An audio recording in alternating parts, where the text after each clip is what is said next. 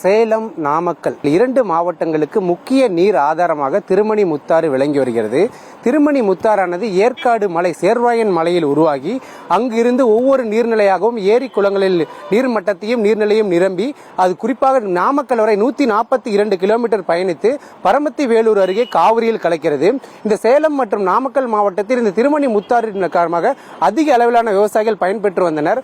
தற்போதானது இந்த திருமணி முத்தாறு முழுவதுமாக மாசு அடைந்துள்ளது. இதன் காரணமாக விவசாயிகளுக்கு இந்த பெரும் பாதிப்பை ஏற்படுத்தியுள்ளது. குறிப்பாக தற்போது நாம் நின்று கொண்டிருக்கிற பகுதியானது சேலம் கந்தம்பட்டி தேசிய நெடுஞ்சாலை அருகே சுமார் 1 கிலோமீட்டர் அளவுக்கு திருமணி முத்தாற்றில் இந்த பிளாஸ்டிக் கழிவுகளும் குப்பைகளும் அடைத்திருப்பதன் காரணமாக இந்த திருமணி முத்தாற்றிலானது நீரானது செல்ல முடியாத சூழல் தற்போது ஏற்பட்டு வருகிறது.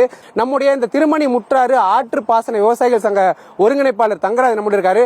அவருடைய கோரிக்கை மற்றும் என்ன தேவைங்கிறதை நம்ம கேட்டு தெரிஞ்சுக்கலாம். பிளாஸ்டிக் கழிவுகள் இந்த மாதிரி தேங்கி இருக்கிற என்னென்ன பாதிப்பு ஏற்படுது சார்? இந்த பிளாஸ்டிக் கழிவு இந்த கழிவுனால தேங்கி இருக்கிறதுனால எங்களுக்கு முழுமையான விவசாயத்துக்கு மழை காலத்தில் வர மழை தண்ணி கிடைக்கிறது இல்ல. ஏன்னா தொடர்ந்து திருமணி முத்தாற்றுல கழிவு நீரும் சுத்திகரிப்பட சாய் கழிவுகள் தான் இப்ப கடுமையான பாதிப்பா இருக்கிறோம். இவ்வளவு பெரிய பாதிப்புல இன்னைக்கு 2 வார காலமா ஏற்காடு சேர்வார் மலை அதிக அளவு மழை பெய்யறதுனால நல்ல மழை தண்ணி வந்துட்டு இருக்கு. இதனால சேலம், நாமக்கல் மாவட்ட விவசாயிகள் பெரிய அளவில் பயனடைகிற நிலைமையில இந்த பிளாஸ்டிக் கழிவுகள் முழுமையா நீ பாலத்தை அடைச்சிருக்கிறதுனால நீ கிலோமீட்டர் கணக்கில் தண்ணி தேங்கி நிக்குது. 1 கிலோமீட்டர்ல குப்பைகளும் பிளாஸ்டிக்களும் தேங்கி நிக்குது.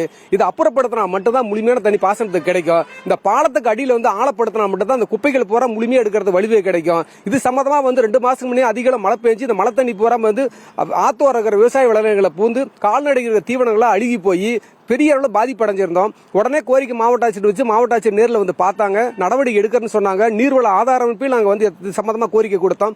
அவங்க ஆர்டிஓ எல்லாமே ஆய்வு பண்ணாங்க. இன்னைக்கு 2 மாதம் ஆச்சு. இன்னைக்கு 60 நாள் ஆகி மீண்டும் 10 நாளைக்கு முன்னாடி மாவட்ட ஆட்சியர் பார்த்துட்டு போயிருக்காரு. இதுவரை நடவடிக்கை எடுக்கல. எங்களுக்கு விவசாயிகள் 2 மாவட்ட விவசாயிகளை காப்பாற்றுறதுக்கு இதை முழுமையா தூர்வாரி பாலத்தில் இருக்கிற அடைப்புகளை எடுத்து பாலத்தில் ஆழப்படுத்தி இந்த பிளாஸ்டிக் கழிவுகள் முழுமையா எடுக்கிறது நடவடிக்கை எடுக்குன்னு சொல்லி நாங்கள் தொடர்ந்து நம்ம மாவட்ட ஆட்சியர் கோரிக்கை வைக்கிறோங்க. செய்திகளை உடனுக்குடனும் துல்லியமாகவும் தெரிந்து கொள்ள சப்ஸ்கிரைப் பண்ணுங்க.